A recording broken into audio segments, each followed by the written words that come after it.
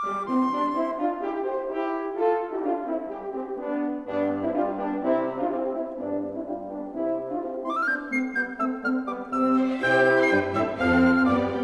hirondelle de Judée, un conte de Georges Loris.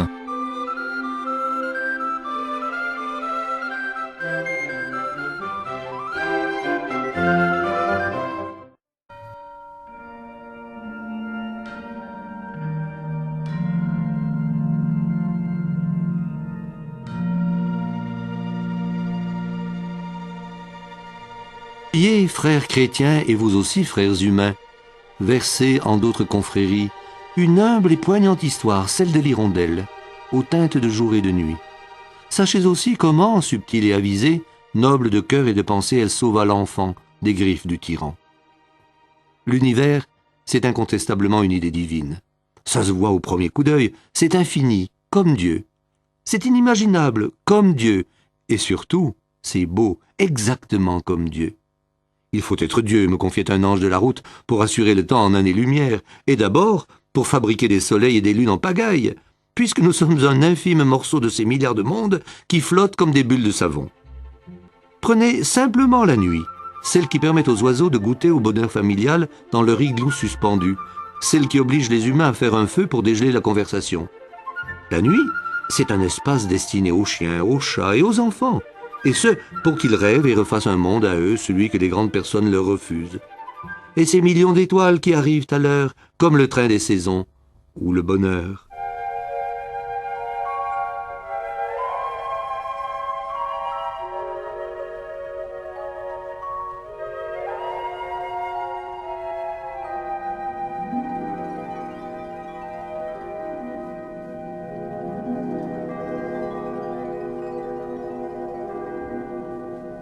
Et cette cheminée, j'y reviens, avec un feu vaste comme la guerre de 100 ans, qui craque sous la dent comme un pain croustillant, et ces rainettes qui improvisent un concert au-dessus de l'étang quand les étoiles se posent sur l'eau le soir.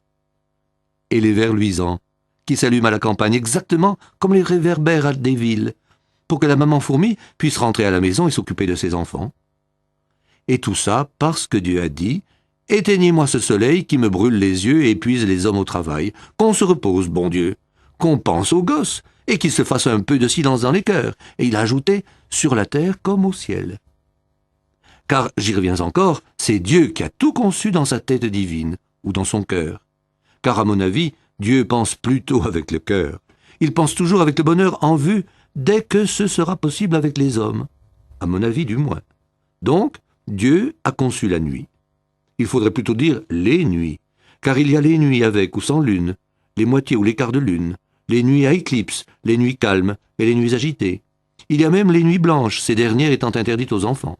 Et aux anges, d'après moi, pour ne pas casser leur paradis céleste.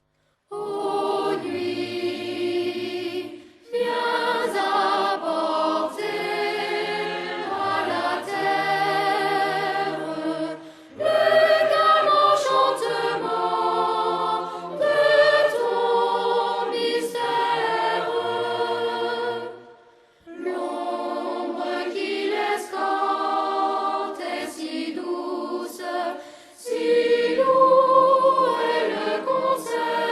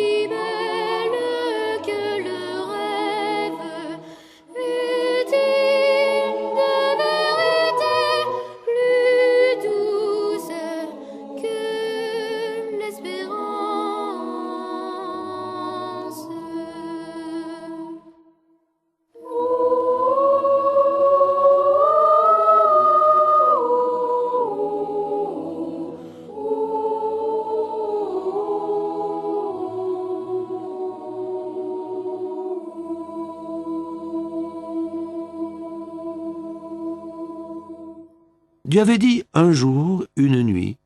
Un jour, une nuit. Pile et face. Premier casse-tête divin. Comment éteindre le soleil puis le rallumer?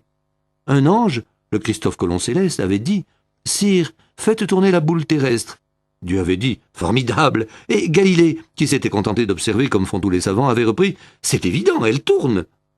Tout a parfaitement fonctionné dès le premier jour, comme à Serre-Ponçon. Dieu a mis l'eau, puis les poissons d'eau douce, puis l'homme, puis la barque dite de Noé. Je crois que je me suis trompé. Il faut intercaler l'homme entre les poissons et la barque du pêcheur. Dieu passait pour vérifier que l'homme était bien à son image, c'est-à-dire gentil, habile, intelligent, quoi. Or, l'homme était né râleur. Il y avait trop de... pas assez de... Oh zut, dit Dieu, tu n'es jamais content. Que veux-tu que j'ajoute à ce monde? Tu pourrais un peu y mettre du tien, non? Sire, dit l'homme de ce temps-là, qui n'avait ni froid aux yeux, ni la langue dans sa poche, sire, il y a trop de vide entre les étoiles et moi. J'ai le vertige. Ah, tu as raison, dit Dieu. Excuse-moi, je vois les choses de loin et d'en haut. Alors, tu me donnes d'ailleurs une idée. Tiens, il faut que je descende un soir de pleine lune quand la terre brille. D'autant que ces nuits-là, je ne vois qu'elle. Dans mon ciel, elle brille comme un œil de chat. Et c'est la seule qui ait mis du cœur dans sa lumière. Dieu réfléchit tant qu'il put, c'est-à-dire qu'il se mit, autant qu'il put, à la place de l'homme. On le vit regarder longuement la terre depuis son balcon, au point de rendre jalouse toute la couvée des anges et des astres. Enfin éclata sur les lèvres de Dieu accroupi le mot fameux, repris plus tard par Archimède, le gars de la baignoire, vous savez, Eureka, mot que l'on peut dire plus simplement en français, langue claire et distincte et qui signifie « j'ai trouvé ». Il avait effectivement trouvé. Il avait, comme ça, au vol, attrapé un morceau de jour et un morceau de nuit, puis découpé au ciseau. Et voilà que le tissu s'envola, la nuit et le jour s'accouplèrent, comme des danseurs sur glace. « Hirondelle !» s'exclama Dieu en bon français. Dieu venait d'inventer l'oiseau.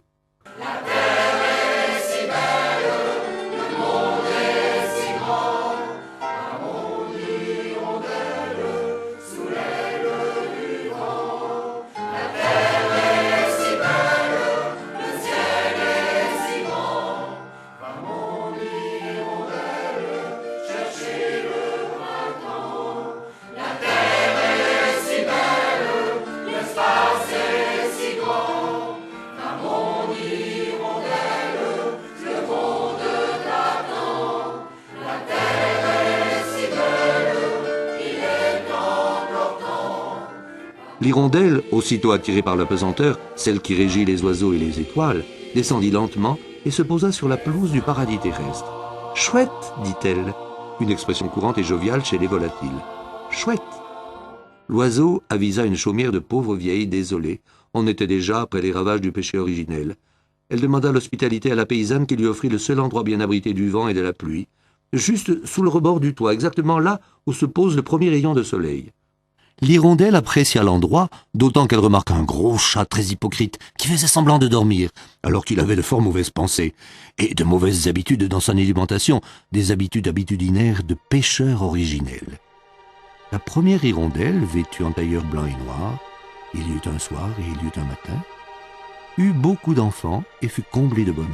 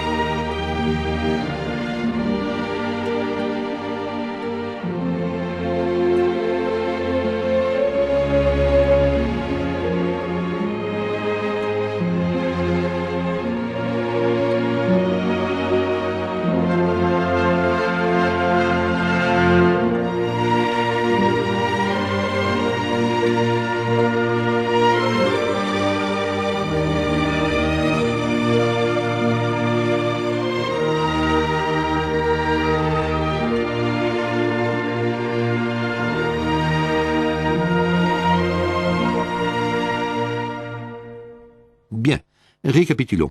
L'univers des milliards d'astres, qui brûlent jour et nuit, comme des hauts fourneaux célestes. Sur Terre, des milliards d'oiseaux, tous dessinés par Dieu, grands couturiers de l'univers. Les uns ressemblent aux coquelicots, d'autres aux bleuets, d'autres, comme le serein, sont jaunes, comme les Chinois. Pour ceux qui ne connaissent pas la Chine, disons dorés comme les blés de la Beauce. Certains chantent, comme les sourds ou la flûte, d'autres croassent, comme les grenouilles. Enfin, le perroquet, ce pâteau, essaye de se mettre des mots dans le gosier. Tout cela est beau et nous amène tout naturellement à cette haute action de Dieu que nous appelons Noël. Parce qu'il faut bien nommer les choses si nous voulons qu'elles viennent au monde. Dieu lui-même ne manque pas à la règle. Attention, Dieu nous conduit à Noël. Mais après des milliards et des milliards de nuées et des répétitions générales dans le ciel, pour que les étoiles aient leur numéro au point. Comme au cirque. Et je rappelle encore que le cirque, il n'y a que les enfants qui comprennent vraiment.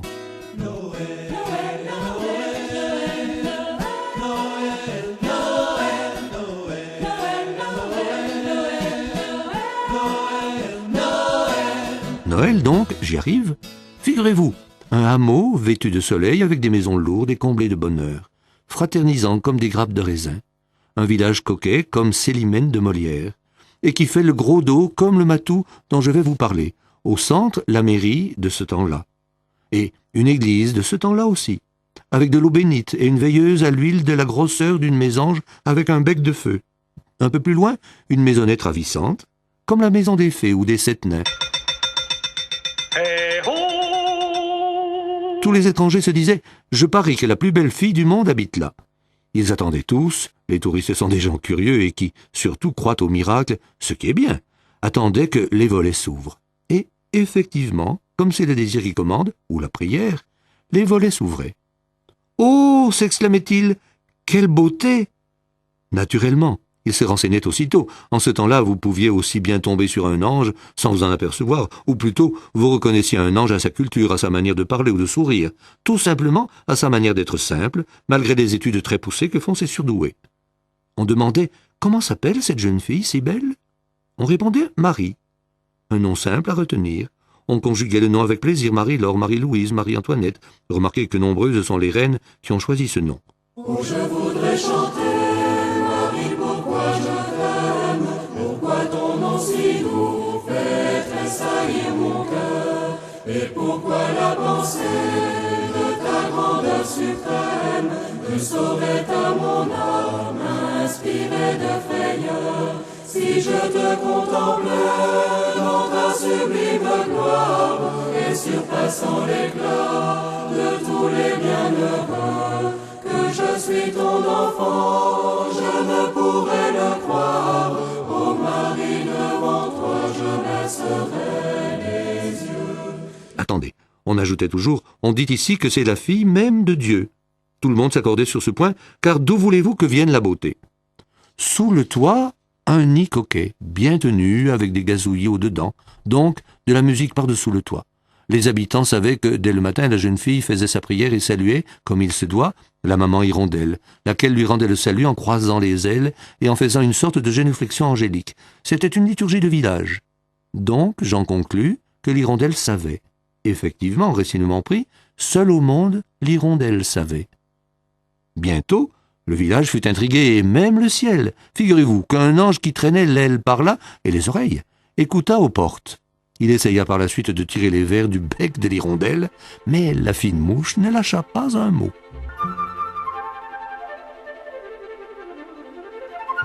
Un beau jour d'hiver, je m'en souviendrai toujours, devait dire plus tard l'hirondelle de Nazareth, voici que Joseph, l'époux de la jeune fille si belle, sella l'âne et prit la route avec Marie. Celle-ci attendait un enfant. Je signale à ce propos qu'un ange avait dit à l'âne « Sois prudent, une mère qui attend un enfant, c'est très fragile. » Un paysan, brave mais lourd d'eau, avait dit « C'est pas prudent, Joseph, un malheur est si vite arrivé. » Joseph avait souri, puis ajouté « Cette fois-ci, tu dois dire « Un grand bonheur va arriver. » Marie ne courait aucun risque, mais elle avait au cœur comme un souci, une angoisse, préfèrent dire les gens d'aujourd'hui, qui grossissent tout, et surtout les malheurs. Le soir, l'hirondelle, toujours attentive, monta sur le clocher et jeta un coup d'œil sur la plaine. La nuit était tombée. Bizarrement, une étoile semblait inquiète. Elle s'agitait comme une étoile qui mettrait une étoile au monde. L'hirondelle, mettant ses ailes en porte-voix, cria « Étoile, ma sœur, que se passe-t-il dans ton ciel ?» « C'est chez vous que ça se passe, répondit l'étoile. Je suis inquiète. »« Pourquoi ?»« À cause de Marie de Nazareth, la toute gracieuse. Elle va accoucher et l'aubergiste refuse de lui donner une chambre et un lit. C'est la honte du monde et du siècle. »« Et de l'éternité, répondit l'écho, qui est né, dit-on, cette nuit-là. » L'hirondelle passa son poncho et s'élança comme une fusée. Elle atteignit l'auberge tard dans la nuit. Une seule étoile, la même, trépignait. Visiblement affolée, elle tournait de l'œil. Marie était assise sur un banc, Joseph la soutenait. L'hirondelle ouvrit les ailes et embrassa la future maman. Puis elle poussa un cri qui voulait dire « Oiseaux du ciel, accourez, vite, au secours !» En un clin d'œil, à la vitesse des oiseaux du TGV ou de la lumière, les oiseaux étaient rassemblés comme pour un meeting et se partageaient le travail. Rien de plus malin et de plus mobile qu'un oiseau. En un tour d'aile, ils s'étaient dépouillés de leur duvet et tissaient une couverture. D'autres ramenaient du lait et du miel. La reine des abeilles en personne était là, avec toute sa maisonnée. Inouï ce qui se passa alors. Il faut bien employer le mot de miracle. L'aubergiste était allé puiser de l'eau, et sur un geste de la reine des abeilles, l'essaim se rua sur le vilain, qui dut s'enfuir et dormir à la belle étoile en hurlant de douleur. Une alouette indiqua une hutte sur le bord de la route. Elle chuchota un mot à l'oreille de l'âne, qui fonça tout droit vers l'abri. L'hirondelle fit signe à l'étoile et au ver luisant du pays. Ce fut, vous diront les gens du pays, un moment inoubliable. La nuit, assurent-ils, devint douce comme le miel.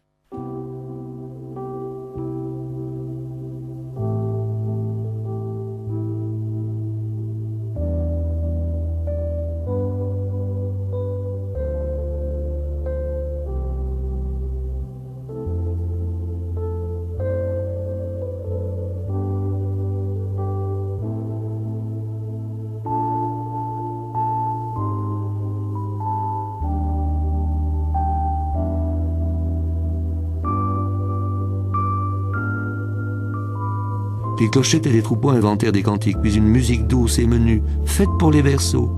Le ciel devint un jardin d'étoiles fleuries. On entendait un chant inconnu, douce et sainte nuit.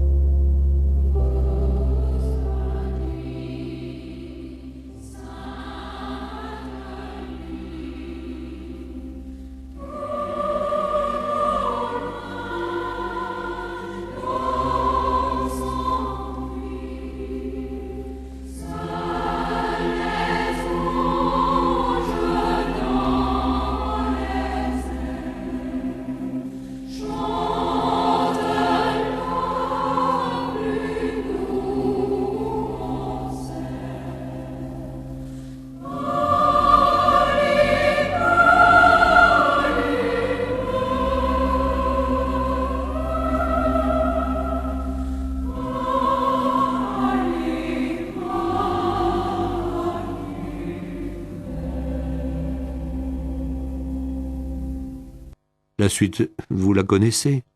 La naissance de l'enfant. Ce fut encore Dame Hirondelle qui annonça l'événement. Elle répéta des paroles étranges que Marie récitait à haute voix. Ces paroles lui venaient naturellement. C'est tout de même étrange qu'une boîte crânienne aussi étroite puisse contenir autant de phrases. Vous m'objecterez que l'éléphant, lui aussi, a un tout petit cerveau. Il a trop investi dans la trompe, et sa tête pensante s'est réduite à un cerveau de chagrin. Il demeure que l'éléphant est probablement venu jusqu'à Bethléem monté par un roi nègre, car enfin, ces mages ont la peau et la monture de leur pays. Ils arrivèrent, ces mages, bourrés de cadeaux comme il convient à des rois, et surtout à un enfant qui, on le sut tout de suite, était le Fils de Dieu.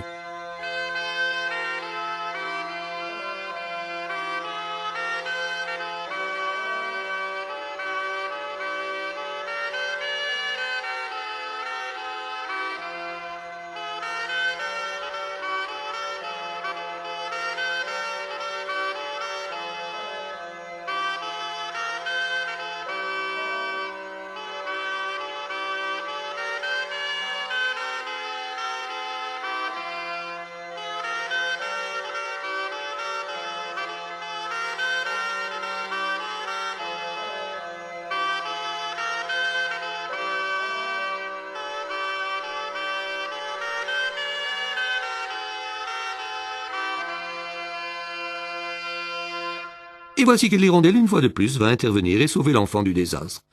Je résume la situation. Ces mages faisaient donc partie des rois tout-puissants. Mais, contrairement à leur confrère royal, Hérode, ils étaient justes et même débonnaires. Eux aussi, comme l'hirondelle, mais à cause de longues vues très puissantes, avaient décrypté le message de l'étoile. Ils comprennent qu'il y a quelque chose en vue, une bataille ou une invitation du grand roi des cieux. Je vous passe la suite de l'histoire, puisque vous la connaissez. Il suffit de rappeler que le roi Hérode, en djellaba du soir et babouche diamantée, se dirigea vers sa bibliothèque en rapportant un beau livre. Il convoqua ses secrétaires et ses devins. Finalement, le roi devait vérifier son pressentiment. Un prince tout-puissant devait naître dans un coin perdu de son royaume. Un prince? Donc un rival, un prédateur. Il rageait dans son cœur et fit un gros mensonge au mage. Mais il y a toujours un point faible pour les méchants. Le roi avait laissé les fenêtres ouvertes et notre hirondelle avait suivi la conversation. D'un coup d'aile, furtivement, elle s'esquiva. Déjà, les mages étaient partis pour ne pas revenir. Hérode alors lança ses chiens et ses bourreaux. Dieu, dit-on, envoya une tempête de sable qui aveugla les dragons du roi. Mais ce sont surtout les sangliers qui gagnèrent la bataille en dévorant les chiens du palais et les lévriers du roi tout méchant. Et l'hirondelle, demanderez-vous? Eh bien, c'est elle qui avait averti le lion, comme on sait, et le roi des animaux et surtout des sables. Celui-ci avait donné l'ordre aux sangliers de dévorer les soldats et leurs chiens fanatiques. La sainte, on la nommait ainsi, avait suivi les opérations depuis la tour des bergers, puis était, comme il se doit, rentrée à la maison. Elle vécut de nombreuses années vénérée pour ses exploits. Dieu, qui fait toujours bonne mesure, ajouta encore un miracle. Chaque année, au printemps, un nuage d'hirondelles venait se recueillir devant le nid de la bienheureuse. Et le soir de Noël, ce nid brillait exactement comme une étoile. Certains prétendent même avoir entendu toute cette histoire que je viens de raconter, une histoire toute fraîche et émouvante, comme un oiseau tombé du nid.